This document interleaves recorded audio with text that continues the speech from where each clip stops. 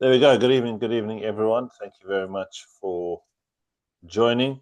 So tonight's call is a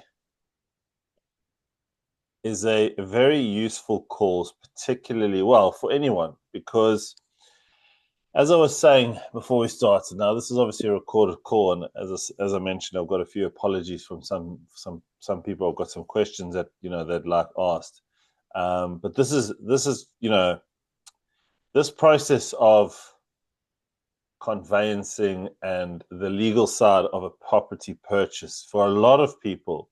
I was saying to the team before we started recording, for a lot of people, this is a relatively unknown process. People don't really know what goes on, and we'll cover that slightly. Obviously, tonight we're very fortunate and very lucky to have the team from JPC Law who will introduce themselves and what they do in a second, and then we'll run through how it is, what it is that conveyancing is, how to make your solicitor's life easier, which therefore will make your own life easier, and then we'll go into a bit of a Q&A session. So what I'll do is I'll hand over to yourselves. I'm not sure who's picking up, but if you guys don't mind doing a bit of an intro, and then you go through your bit, and then we'll jump into some questions and a couple scenarios that I've got for you. So thank you very much. Over to you. Okay, thank you very much. So who wants to start? I think that's probably me because I'm sitting in the middle. So my name is Yasmin. I am the managing partner here at JPC. I am trying to mute myself. On my left. Yes, don't get because I'm looking at the screen. So on my left, we've got my co-owner and partner, Andrew Morgan. Evening. And on my right, I've got my our colleague Morgan Nicholas, who works in our residential conveyancing team. So between us, we obviously all work at JPC. JPC is a all service law firm. So we offer not just real estate conveyancing transactions, but we also deal with commercial property. Andrew leads our corporate team, so we deal with corporate and employment transactions. We also do dispute resolution work, private client work, so wills, LPAs, that kind of thing. Family work, we also do divorces, matrimonial splits, that kind of thing. And bridging finance, we also do a lot of. So we like to look after the clients in terms of everything, really. Andrew, do you want to add? Yeah, I don't think there's much more to say by way of introduction. We have two offices. We have an office in North London in Kilburn, and we have another office where Morgan is based in South Kensington. So that is JPC. So residential conveyancing, Morgan, what is it? I was going to say, so we'll probably stick with the questions that you outlined for us earlier, and then however you want to do it afterwards, whether you want to do Q&A or just butt in and stop me along the way if there's anything you want me to elaborate on, we can just do it that way. Yeah. So essentially, conveyancing is quite literally just the transfer of ownership of land and real estate here in England and Wales. It'll differ greatly from what you see on the TV when it comes to real estate over in the US. You do need an attorney over here in the UK. But I think as well, what differs mainly here in the UK as well is that you'll need quite a few people to come together on one transaction. So it will be real estate agents, it will be mortgage brokers or finance specialists. You will have surveyors, and you'll also have solicitors as well. So you'll find on the transaction, you'll be dealing with a lot of professionals, whereas in other jurisdictions, it will just be a one-stop shop person who will deal with the transfer of ownership of land. Excellent, thank you. And I mean, what is, like, if you had to say for somebody starting out, what is the easiest way to make your life easy and their life easy? I mean, we've had challenges. We've done quite a few transactions over the years, and we've had some astounding challenges. But if you had to name 3 to 5 things, you say, look, do these things to make my life easy, therefore I can make your life easy. What would you say those things are? I would say it just comes down to being proactive and in trying to anticipate what your solicitor needs.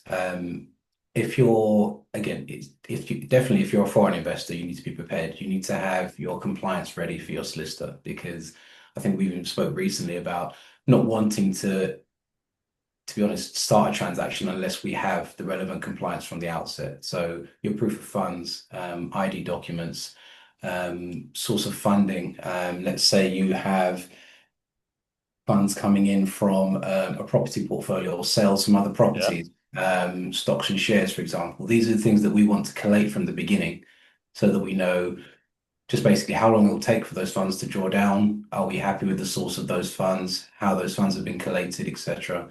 And it also builds a picture for us of who we're dealing with you as a client. Because if we know you far better as a client at that early stage, we can predict and start to understand what your expectations are as well. Mm. And obviously AML, which is anti-money laundering, has become a lot stricter in the UK, certainly in the sort of dozen odd years I've been doing property. I mean, is that something you guys would do and undertake on behalf of the client? Yeah, we would do that. So the ID checks, especially in this situation, for I imagine for most people on this call, will be done digitally rather than you visiting us in person, as will the verification of your source of funds as well. So we will collect that information. We will make sure that we're happy with it. If we have any questions or we need any further elaboration from yourselves, it'll be the fee owner, the solicitor, who will contact you directly, who will then have to sign off and say that they're happy with the source. And how the funds have been collated, really. Okay, thank you. And on a standard purchase, right? Sort of buy to let, HMO, or no, buy to let. Let's make it easy. On a buy to let, how long is a realistic expectation from a solicitor's perspective of how long a purchase will take? So we've got a proactive client. They're doing what they're doing. They're responding to the information you require in 24-hour framework time frames.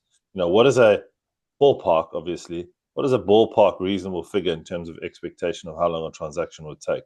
And not auctions. I want to come to auctions a little bit later, but just a standard purchase. I think industry standard, if we're to state everyone's being responsive, everybody has been very proactive from the beginning, and we know the expectations, you're looking at hopefully exchange of contracts within 4 weeks of when the transaction begins. And when we say when the transaction begins, that's when, not just when you've had an offer accepted or you've viewed a few properties, but actually when the draft contracts have actually been sent by the seller solicitors. That's when we would say the transaction would begin. And it's ideally 4 weeks from then is when you look to exchange, with completion, I mean, as soon as possible after that, but it would be down to each of the parties to confirm when they would like to complete. Okay. It's generally, I mean, Morgan, you probably say it's probably generally about 6 to 8 weeks from start to finish. Only the 6 to 8, if everybody's very working straightforward. together. If it's very, very straightforward, I would say 4, but 6 to 8 if, let's say, especially if there's finance involved. So obviously we'd be liaising with mortgage brokers. We'd need to review the mortgage offer as well. So for any clients who are buying with the assistance of a mortgage, that is something that could add. So I think as a minimum 4, but as Yash said, if there's other things that can draw it slightly longer, then you're looking at 6 to 8. But I think one of the other things to identify is to then concentrate not only on timescale, but equally on what are the things that can happen from a client's perspective that end up then taking that time frame on and increasing it. And things that increase that, because we're trying to make it a quicker exercise, would be not dealing with the AML. Because let's face it, when I started doing conveyancing, obviously many years ago, that was something that you might get the identification of the client, but you didn't have to go through that process. We are heavily regulated as solicitors, as you know, and therefore dealing with the requirements, dealing with the provision of the information that allows us to get on and deal with the instructions. That clock cannot start until that AML is dealt with. And that's true of all law firms, all solicitors, yes. if they are acknowledging their professional obligations. So that's really, really important. And I think that when a solicitor is asking for information and asking questions of the client, coming back with one-word answers isn't going to make the transaction. I know it's off your desk, so to speak, but it forces us to come back. My old principal said to me, Andrew, the reality is you can only go as quick as the slowest member in the chain. And that includes clients. Sometimes, we forget that. It's very tempting to put the onus on lawyers, and you're absolutely right. We're an awful bunch, and therefore, if there's an opportunity to sort of muck it all up, then probably we're gonna take that. But the reality is that if we send out comms to the client, we're asking for details of information or documents, that needs to be a sort of proactive exercise. And I think the other thing that can delay it just quickly as a third issue is understanding clearly what the client's background and circumstances are. If they're going away on holiday, or there's a birth or something, anything that could disrupt that transaction, to know, as Morgan says, about where the client is as early as possible is going to help the transaction later on. Yeah. So basically, anything that's going to have a major impact in your life as the client on a personal level is likely to have a major effect on the transaction. So tell the solicitor. As my solicitor once said to me, if you don't think it's important, you should probably tell me. Yeah, that's true. Because what you think is not important is probably important in the transaction. Okay, great. And I mean, look, there's I think the old I think it's an engineering adage. The degree of complexity in any transaction or any situation is the number of people involved in that transaction squared, something like that. So if there's 2 people, it's got a degree of complexity of 4. If there's 8 people, it's got a degree of complexity of 64. Well, you could make it even easier and just say too many cooks, in which case, same principle. Because I mean, we won't even get into what happens if the other side is going slow. Although, actually, maybe that's a fair question. I mean, how much capacity do you, as solicitors, because we've been on a transaction where we've done everything, as you rightly said. Look, we haven't been amazing all the time, but certainly in the last couple of years, solicitor says, I need X, Y, and Z. We get it over to them generally within 24 hours. However, you obviously get into a scenario where the other side, I mean, we're talking like a week, 2 weeks for responses between them. Well, that's what they seem to be saying. How much capacity do you as solicitors have to affect anything on the other side, other than threatening to, withdraw from the transaction or anything like that? But other than dramatic options, what options do you have to get the other side moving? Is there anything you can do? I think Johnson's. No. I was going to say, I mentioned a few professionals earlier that can work on one transaction, whether it be mortgage brokers, agents, etc. I think the only individual that has license to sort of chase anywhere and everywhere in the whole chain would be the estate agent. As solicitors, we would deal with yourselves, just our client. Yes. And we would have license to speak to brokers and surveyors, but we wouldn't be able to chase the seller directly. So if there was an issue, we're very ready. We've done your compliance very early on. We've spoken regularly. We've got all of our ducks in a row. If the seller, for instance, as you said, was dragging their heels, we could obviously liaise with their solicitors to try and find out why that's the case.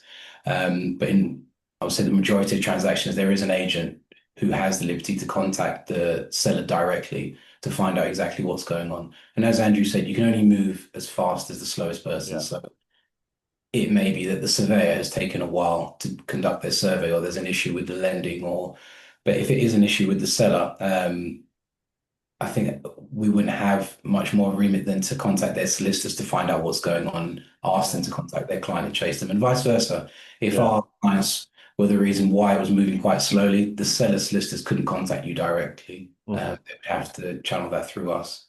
But I think also in the modern age, lawyers are really, really good at tapping out an email and sending it, and then they'll go back to the client and say, I've chased.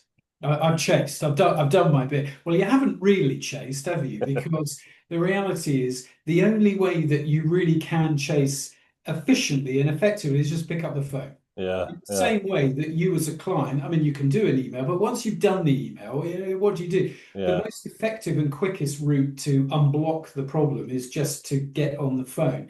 And it's something that, especially with younger generation practitioners, if they can do something on the screen and send an email to then land in the inbox of somebody that's already had 100 that day, they'll do that. So the simple thing. So that's the non-nuclear option. If Yeah. you then need the nuclear deployment, then of course you're going to the solicitor saying, can I just remind you, and you can do it in as charming a way as you can possibly get away with, but you can go to the solicitor and say, look, you do have a duty to come back within a certain period of time. And whilst nobody wants to go down that route, sometimes you do have to remind them that they are duty bound to attend to instructions.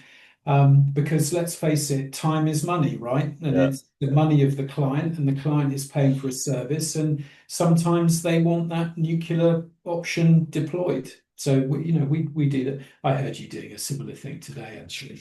If I'm really, you did do it. I could hear from the other side of the I floor. wasn't threatening though. I was very nice. To anyone listening, this is all a good thing, all right? When your solicitor's fighting for you, that's a good thing. When they're not just sending an email, that's very encouraging to hear. The naughtiest thing I ever did was I saw who the other side solicitor were, and I just phoned them. And they said, "But you can't phone me." And I said, "Well, no. I phoned the reception." And they said, "You're not supposed to." And I said, "Well, I'm not. Just tell your bloody client to get on to respond and to get the sale over the line." She said, "Oh, no, I'm not allowed to. You're not allowed to speak to us." Anyway, I told my solicitor. She was pretty angry, but I said, "Well, that's why she's no longer our solicitor. That was a very long time ago." But I probably got into a bit of a grey area there. But I made sure I didn't speak to the actual solicitor on the other side. But okay, fine. So just in terms, going back to sort of making your life easier as a solicitor, is there, I don't want to get too caught up in the detail, but if somebody says, "Oh, I'd like to instruct you on a purchase," they phone you and they say, "I'd like to instruct you on a purchase." Do you guys send out a checklist of some description, or I presume you may have a templated email, or even an app or something like that? What is the process generally? Personally, I work very well done a checklist. I mean, is that what would happen if we engaged with yourselves?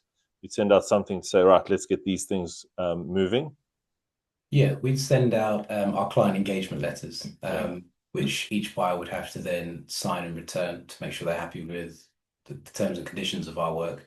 We'd also send out a KYC form. So as we did earlier, getting to know your client, getting to know just the details of the transaction as a whole.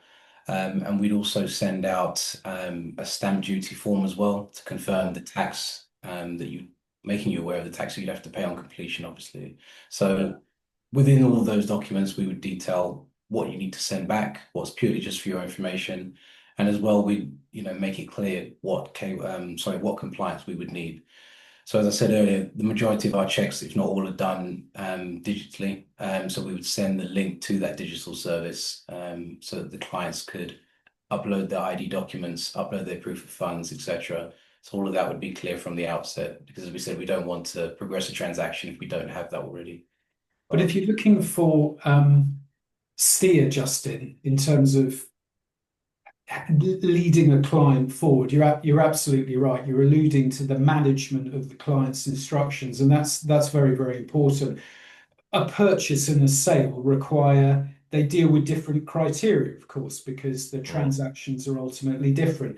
On a sale, you'll be liaising with the client and providing the client with the bespoke documentation, which is sort of I say bespoke, but it's pro forma based, which you're then inviting the client to complete, because it's that documentation that you are then going to provide to the solicitor acting for the buyer. Likewise, when you're selling, you'll be wanting the client to provide you perhaps with copies of warranties or copies of guarantees and copies perhaps of any planning permissions that you might have, to save you then from having to go to the local authority to then obtain them, and there's a cost. So a lot of those things, if the solicitor's working in a proactive way, be it on a purchase or a sale, they will steer and they should be able to lead that process adequately enough. It's not a case of one size fits all. So Yes. providing a checklist for either or, yes, will take you some way, but actually, it is going to be a matter of that solicitor using their experience, having had the discussion with the Yeah. client from the outset and understanding really what the deal is about. Yeah. Clearly, Mhm. the speed of an auction, and we'll come on to that, is different Yes. from a normal sale. You're going to have everything quickly, and of course, the solicitor should steer that, in an auction context. Yeah. I mean, yeah, I was just asking effectively, Morgan answered the question there around sort of a client engagement letter. So, the client has a clear idea of what they need, certainly to get going. But I mean, on that note, what Morgan is, or anyone is, how do we approach an auction? Because obviously an auction is typically a 28-day completion, sometimes 56, but a very rapid completion. If a client wants to start looking at auction properties, and by the way, to those of you listening, if you've got any questions, please just drop them in the chat. But I know this is a question that I was spoken to about earlier. But if somebody's going to be purchasing at an auction, like, how are we, now we have a set time frame. Okay, it's not subjective and okay, we'll exchange next week Friday and blah blah blah. You have a much clearer time frame. What are the steps before the auction? I'm thinking auction pack to yourselves from a solicitor perspective, and then obviously once they go to the auction, and then post auction, what are the critical steps that they need to be thinking about before they even go, register for the auction? I think you touched on it there when it came to the auction pack. I think when you go to the auction, there'll all be a pack for you to review, but you may be privy to that pack before you actually attend. So I think we had one, I think a couple of months ago, and I said to a client, before you actually attend the auction, would you like, if you can obtain a copy from the auctioneers, and I can do sort of a very mini report or even a full report, depending on how vast the client wants it, before you actually go to the auction. So I can review what documentation they have. Now, auction packs in the UK are very notorious for not being that well completed. So they will give you just the bare bones, whether it be just the title and some very, very basic property information.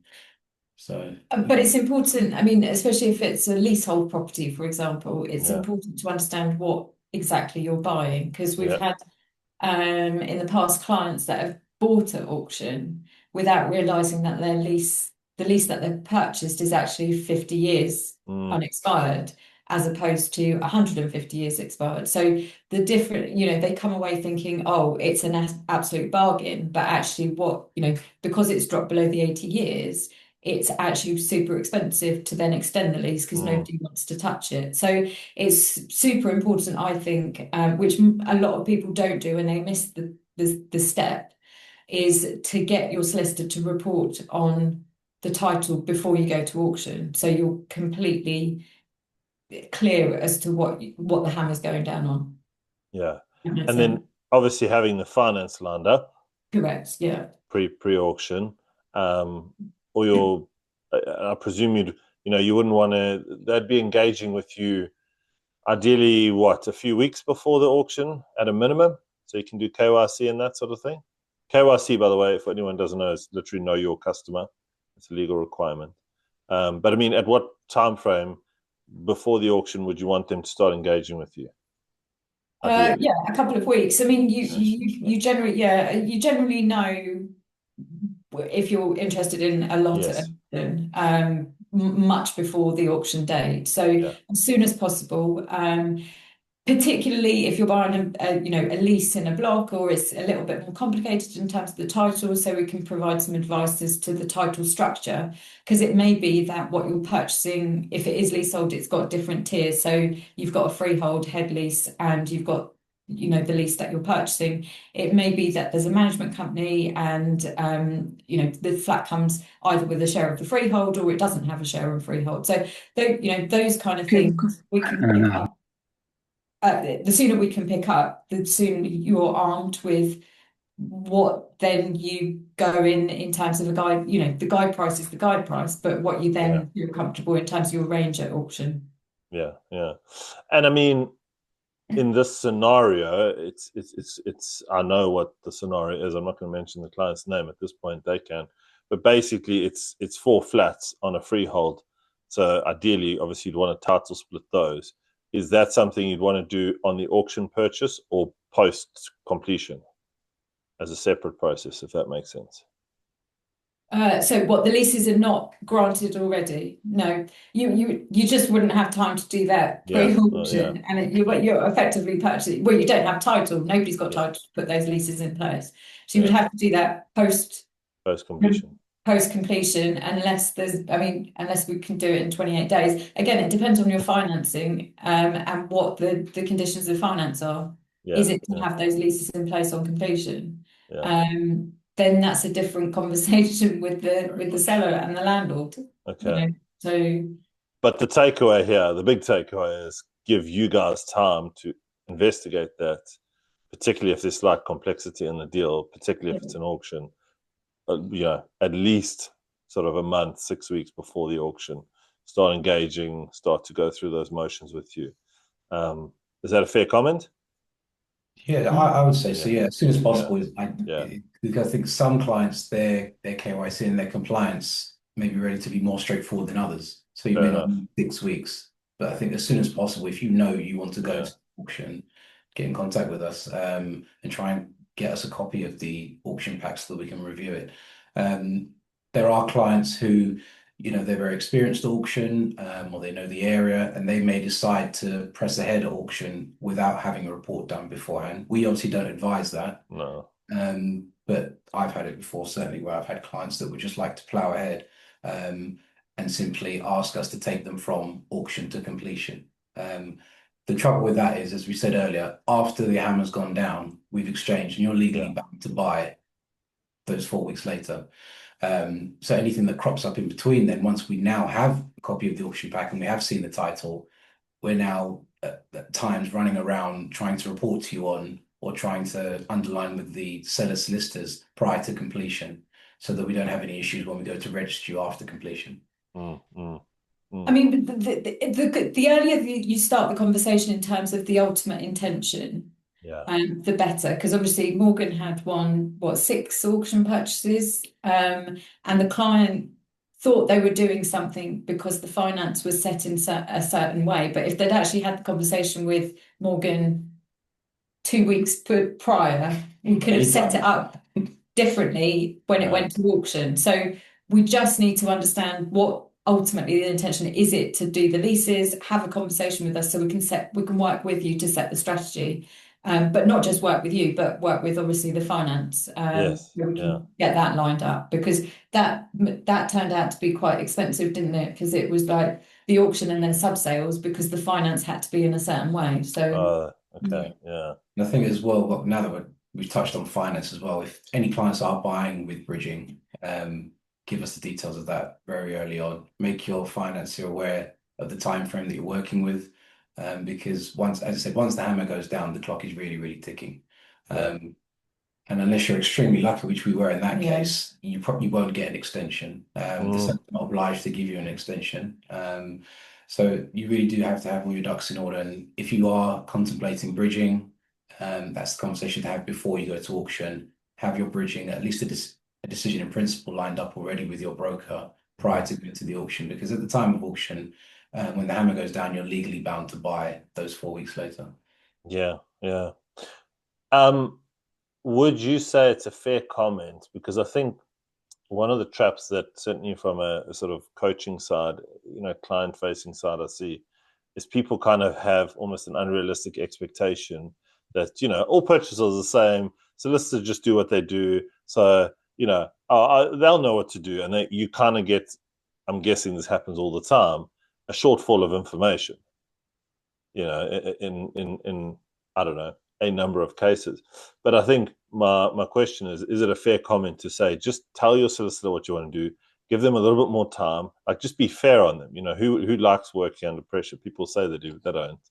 But, who likes working under pressure? And I think just give a little bit more time than you think. It's not going to hurt to have that on file for 2 weeks longer than you need it, rather than 1 day too short, if that makes sense. Have as many conversations. And you raised such a good point there. Show your solicitor the full picture of what you're doing. Even if you think it doesn't matter to them from a legal side, they may be able to come up with, more creative methodology. So yeah, I think it's a very important point for. There's one specific point, and we're touching on it now: the relationship between a solicitor and a client. And you do tend to see it in real estate matters because they're moving at pace, they're pressurized. You are obviously right, Justin, that it's not a question of one size fits all. We live in a day and an age where, we expect immediacy. But of course, good clients understand that the lawyer is doing two things. They're dealing with the conveyance of the title, number one, but two, they're also making sure that it's safe. The last thing anybody wants is to part with money and for there to be a legacy issue or a latent issue later on. The other point, just in passing, is that there can be a difficulty that arises because the so-called duty of trust and confidence, when the client is saying to the solicitor, look, you need to do this and I need this done now, can have two unwanted effects. That duty works both ways. The solicitor's got to be able to rely on the client as well. And also, the client never wants to be in a position where you're pushing the solicitor so hard that the solicitor is forced to then write to the individual client and recommend that they can't continue to act, or setting their concerns in writing and asking the client to then effectively say, sign here, please, if you're wanting us to proceed with the transaction, on your head be it. Now, that's to nobody's advantage. But of course, if it's pushed too far, then sometimes you can end up in that situation, which obviously everybody wants to avoid. For sure. Yeah, that's a very, very, very, very valid point. Thank you. I appreciate that. So, okay, we've covered quite a lot. We've covered the standard purchases. We've covered the auctions. Obviously, engage with your solicitor as soon as possible. The other one I wanted to ask about, which is not that common, but is conditional exchanges. Whether you would recommend them, whether you look at them, whether you don't. And I'm talking about in the residential space predominantly. I'm not talking about commercial. Obviously, they're more common in commercial. But I'm talking about exchange with delayed completion or exchange with subject to conditions. Is that something that you would look at? Is that something that you would recommend? I don't know if recommend's the right word. Is that something, we're talking about a transaction that's already complex. And now you're saying, okay, well, I'll exchange and then I want there to be conditions, on that completion. I mean, what are your thoughts, your honest thoughts as solicitors on any sort of wonky exchange and completion, keys, undertakings, those sorts of things? You've answered your own question there, really, in a sense. It depends, I'm guessing. Yeah. Morgan's a guru. I'm already the condition. Yeah, I'm already quite nervous about clients who, as we're gearing up to an exchange, they have last-minute requests. Because during the transaction, when we're reporting to them, when we're liaising with them, even from the beginning, we'll be making them aware that exchange really is when you're bound. So trying to manipulate things afterwards. Oh, sorry, let me just clarify. I'm not talking about manipulating. I'm talking from upfront, I'm going to buy a house subject to planning, to turn it into an 8-bed HMO, as an example. Let's use that as an example. That would be fine. It would just depend. It would depend on each client. So if a client came to us beforehand, and for instance said, I think we spoke about it earlier, between an option agreement and an exchange with a delayed completion. Yeah. So with an option agreement, for instance, the buyer wouldn't be bound to buy once the option's been exercised. They would have certain conditions would have to be fulfilled before the seller would have to sell to them. So as you said there, it could be a case where you want to buy a property, but you haven't got planning yet, for instance. So the option would include, once I obtain planning, then you must sell to me. Sorry, do you want to explain quickly what an option agreement is? Because obviously that's quite different. I mean, that might be a whole subject on its own. So, but I mean, briefly, if that's okay with you. Yeah, that's fine. I'll keep it brief. So an option agreement would be if a buyer will buy and a seller will sell if and only if certain conditions, i.e., certain options are fulfilled, and they will have the option to buy the property once those materialize. So it could be, for instance, I've had one recently with a colleague of mine where one of the options for him to purchase a property was that he sold a separate property because he obviously wanted to rely on the finance. Now, he had to have evidence that he had actually sold that property. And once he did, he was confident that I can now progress and I fulfilled the options of that agreement. Um, I think with an exchange with a delayed completion, the difference is that once you exchange contracts, you are legally bound to buy regardless of whether any other circumstances are fulfilled between exchange and completion. You may, as a buyer, you may have the plan in your head that, I want to exchange now, and I anticipate that I may be able to secure planning permission. So I like a much longer completion date. It could be 2 months, 3 months, a year, for example, depending if the seller's agreeable to that, obviously. Yeah, obviously. So I think that would be the difference. So I think what a lot of clients would need to understand at that point is fair enough, you want to exchange, but your reasoning for the delayed completion, whether it be you needing to secure finance, you needing more time, or you needing planning permission, for example, things like that, we would advise them very clearly that of their legal position once they exchange, you will be bound to buy in a year's time, 3 months' time, 4 months' time. So if you feel as though you can confidently secure that planning permission or that bridging loan, etc., then we'll obviously ask the client to sign a waiver to make sure they understand of the implications of that. So it's not a case of we would advise a client not to do that. We would just have to be making them aware of the implications of their legal position once exchange has taken place. So in my scenario, thank you for that. In my scenario, I'm buying a house I want to turn into 8-bit HMO. And this is a hypothetical. There isn't a house I'm turning into 8-bit HMO. But what would your recommendation be? Don't exchange, go for an option agreement until you get that planning, or what would the recommendation be in that scenario? Conditional exchange. Just a conditional exchange, yeah. I think it would make sense because I think, especially if it's HMO, it's not as straightforward as people would think it would be. No, it's definitely authorities are a lot quicker in responding as well. So it'd be about protecting yourself, and we'd obviously advise the client that beforehand. Yeah. So then you would, that's fine. That's a conditional exchange. And on a conditional exchange, do you have to set a long stop completion date? I presume you would want to. I'm presuming the seller would want you to. But yeah, I mean, do you have to? Is there a legal precedent that you have to say I'm going to complete in X time frame, even if it's long? With all contracts, and you're looking at a principle in contract law which is called certainty. Okay. And of course, both parties need contractual certainty. It's one of the constituents that makes the contract enforceable and valid. Yes. Yeah. So I would go so far as to say that you would definitely want a term that was defined. I mean, you could have on the earlier of a couple of dates, but you'd need a definitive position on time. Yeah. Fair enough. Perfect. Well, look, I mean, we've covered a lot of ground.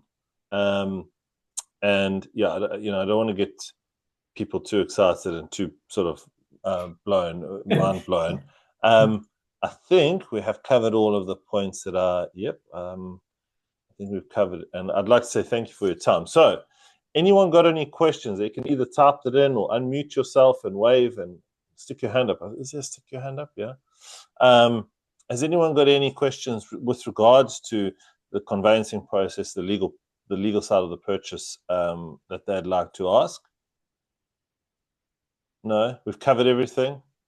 So we all know how to make our solicitor's life easy. Yes? Yeah. Okay, good. So if I can add something here. Gareth, go ahead. One of the things is obviously I work with solicitors all day, every day. Just reiterating, tell everyone what's going on. If the plan is changing, if you're going to change where your deposit is coming from, and you've communicated it with your solicitor, make sure you communicate it back with your broker. as well, quite important. But just one of the things quickly, if you can just maybe touch on it.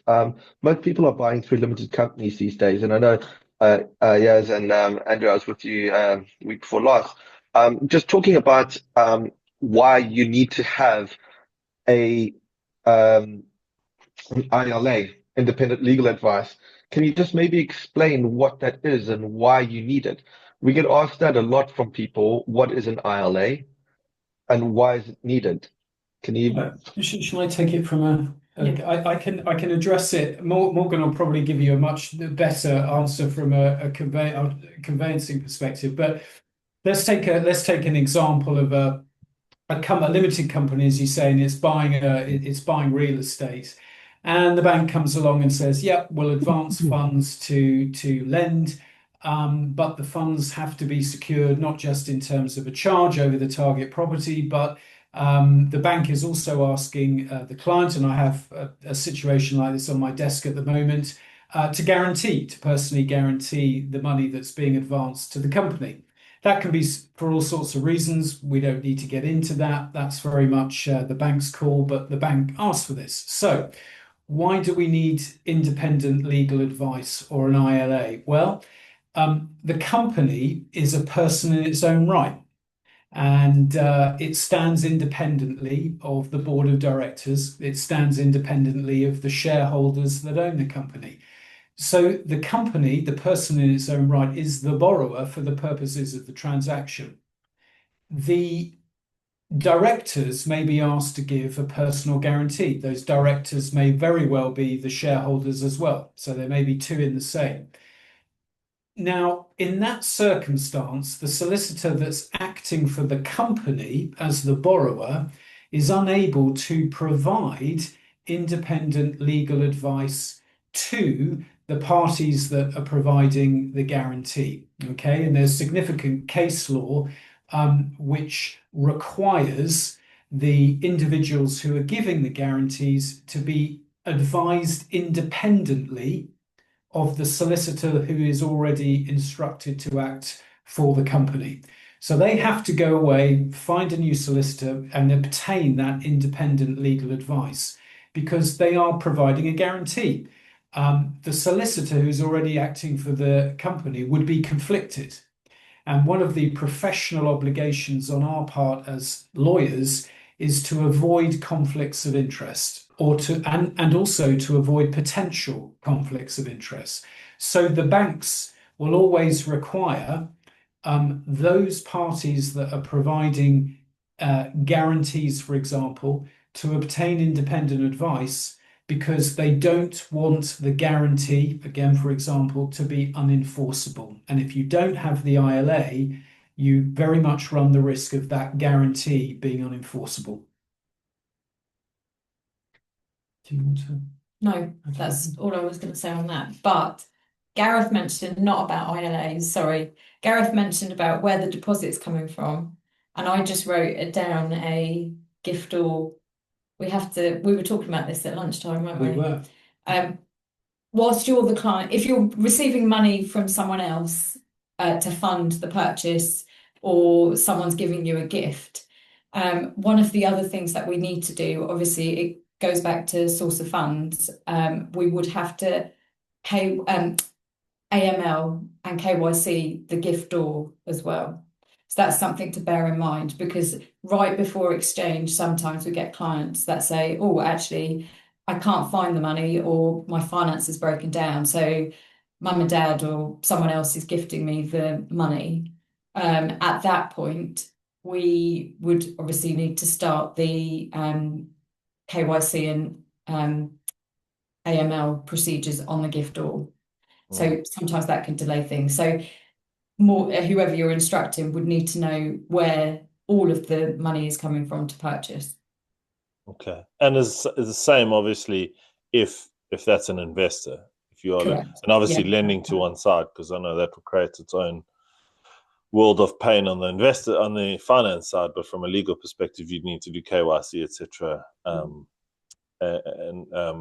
AML with them. Okay, fine, perfect. Can I just please ask a question there? Please do, Shelley. how far back do source of funds need to go? So, for example, if we've released some equity from a house, do we need to prove how we purchased that house in the first place, or would it literally just go, the source of funds is that equity released from the house? Good question. I would say as a standard, we'd ask for 3 months bank statements. Now, if within those 3 months we noticed that we needed to go further, when we'd ask for another 6 months, for example. In the scenario you gave where, let's say, you were funding a purchase from the proceeds of a sale, we would ask for a completion statement from that transaction, from the solicitors who acted or whoever acted for you previously on that. And also a copy of a bank statement showing the proceeds from that completion statement landing in your account. So it's easy for us to tie in the source of funds, how they've been collected, and the origin, which is probably just as important. Yeah, and then Craig's also asked, how long does it take to do AML and KYC? Depends on you. I was going to say, how long's a piece of string? It can be really easy or it can be really difficult. Now, basically what you've got to remember is that we need to understand the history as to how the money's landed in your account. And if there's holes in that history, or we have to keep asking you questions, you're going to get frustrated, we're going to get frustrated, and everybody's going to get frustrated with everybody. So if it's savings, how have those savings been generated? Where are they coming from? If the savings are being transferred from, say, your current account to a savings account, we need to see those bank statements. So it's just drawing a line from where the money's come from to where it's going to land. So we need to see all of that history. It's really, really critical for us because we're regulated, the fines that we have to pay if we don't comply, and bearing in mind we get audited as significant, plus we can end up going to prison, and we don't really want to do that. I'll give an example that the firm had a couple of years ago. We had one of our real estate colleagues who came to Yash and I and said, I'm not sure about this Russian client who wants to sell his property extremely quickly. It was a property in Hampstead. It's worth about 9 million. And long story short, we were concerned about taking instructions from this client.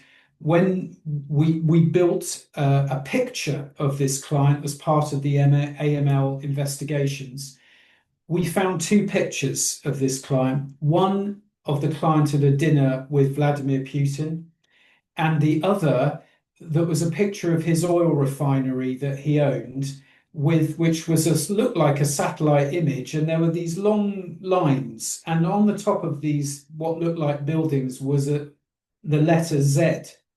And of course, we quickly worked out that these were tanks that were lined up in his oil refinery. So the point is, you do, needless to say, we didn't take the instruction, but you do have to be careful, because when you've had a situation like that, you are alert to everything. Last week, I had one with a client who had come to me, and we were trying to source the funds.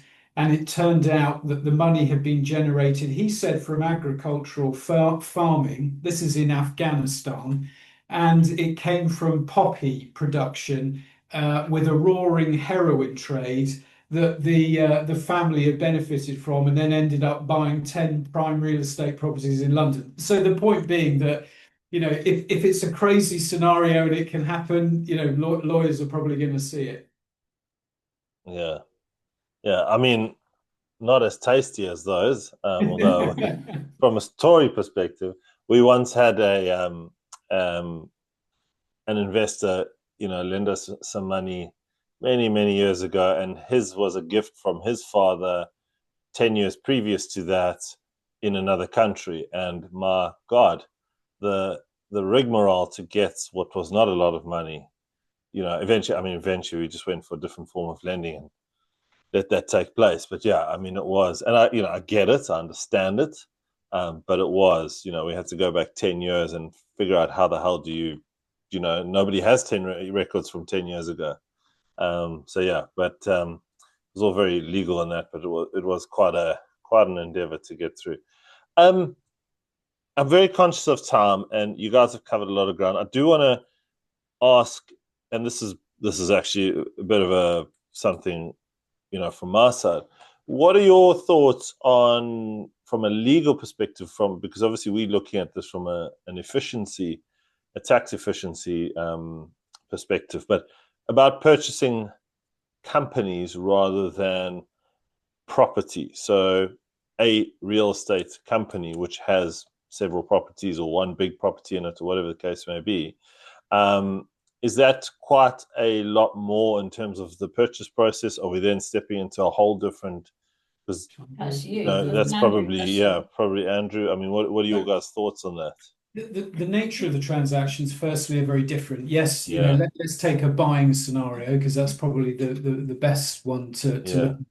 The deals are different. A contract for a residential property would normally be, let's say, over a side and a half of A4, 2 sides of A4 maximum. A property purchase, if it's been done properly, will be 80 to 90 pages. Now, the reason for that is because you're buying the company warts and all, and the law doesn't protect the buyer of a company that owns real estate. And yes, you are buying the estate in land. Of course, you are the house or the houses, the property portfolio, but you're also acquiring the responsibility for latent tax matters, litigation that may still exist. Again, we're back to this principle about the company being a legal person. It's got a heartbeat, it's beating. So it is able to enter into contracts. It is able to make mistakes. When you buy a company, you buy it warts and all the bodies in the woodshed, all of the skeletons in the closet. You take on that liability. So the nature of the deal is more detailed. Your due diligence is not limited to the properties that you're buying, but it is increased to cover insurance, litigation, employment, even though those things may not be relevant. As the buyer's lawyer, you don't know that, and neither does your client. So you've got to bottom out all of those things: tax, accounting. So the nature of the transaction is very, very different. From a buyer's perspective, it can be advantageous, provided that you get lawyers that know what they're doing in terms of a company environment. You'll get a lot of conveyancers, real estate practitioners that will attempt to do it, but it's like everything, you need to make sure that you get good advice. Why is it advantageous? Well, SDLT. You pay 50 pence for every £100 worth of consideration that you pay for the company.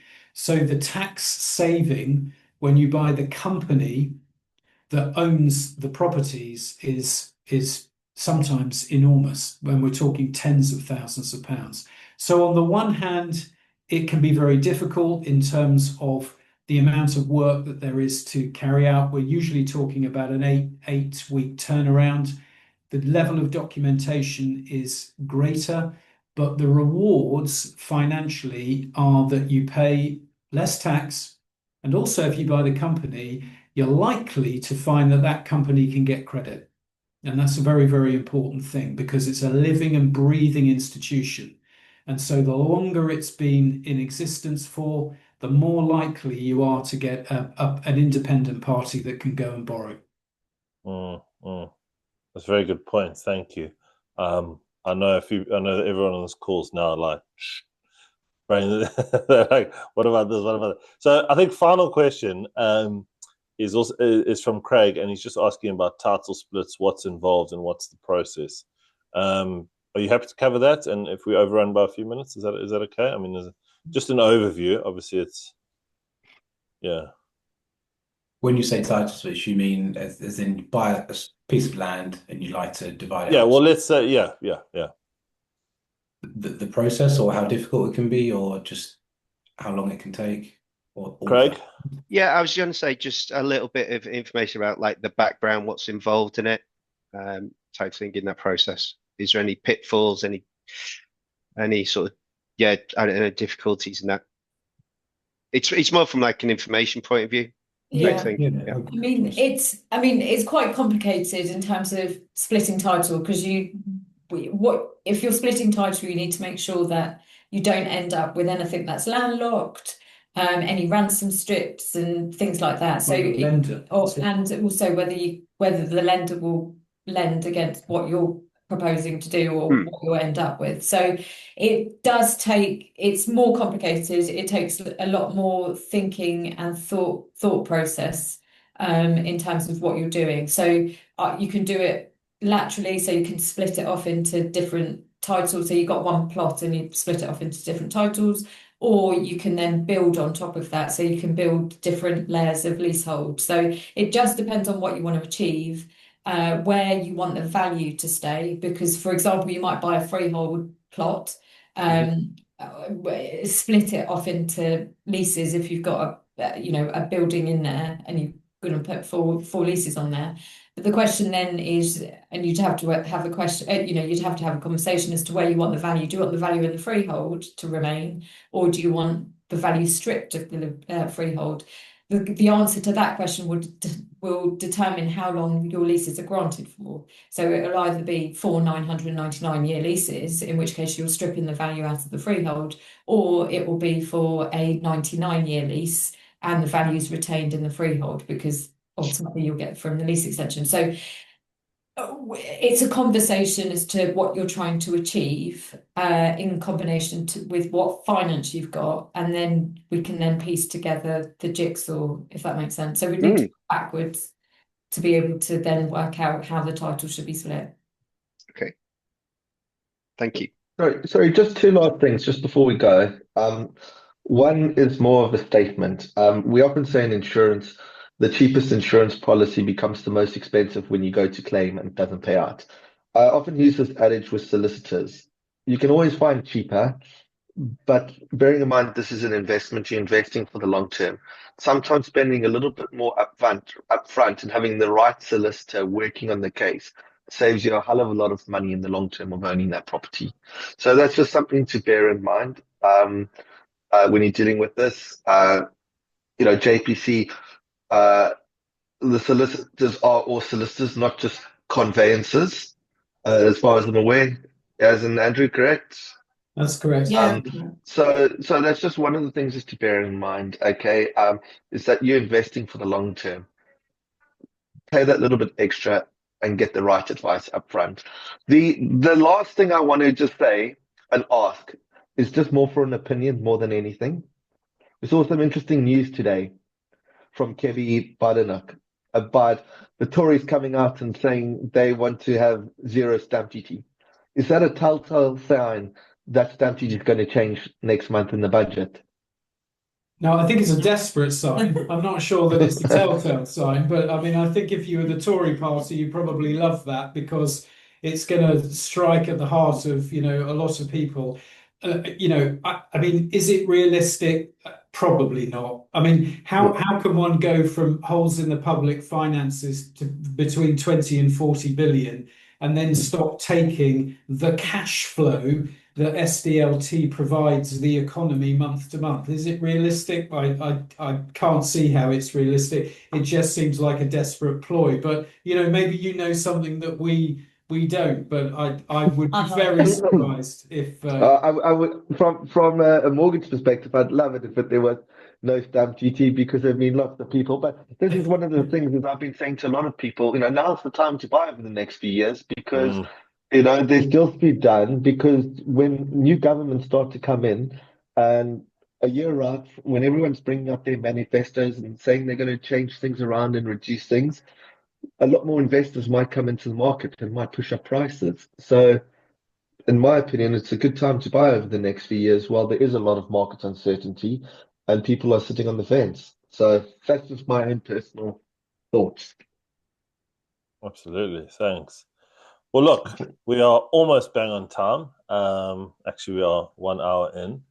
I'd just like to say that was an excellent call. Thank you so much, Yashmin, Andrew, and Morgan. I really, really appreciate you, making time out of your evening. We all appreciate what you've done here. I think it's brought a lot of clarity. There's a lot of discussions. We were on the edge of going down some rabbit holes. I could feel it, but we managed to keep it on point. So yes, thank you from all of us. Really, really appreciate your time. I will post this video in the community with your contact details, which I'll get from Gareth. Or actually, no, I'll get them from your email. But yeah, I'll post all your details there. So if anyone wants to be in touch, please do get in touch with JPC Law. Hopefully, you can see that they a complete outfit and they offer a very professional service. So thank you to everyone for joining. Thank you to JPC Law, and I wish you all a very good evening. Thanks so much. Thank you very much. Thanks very Yeah, much. thanks, Justin. Thanks, everyone. Bye-bye. Bye. Appreciate it. Bye.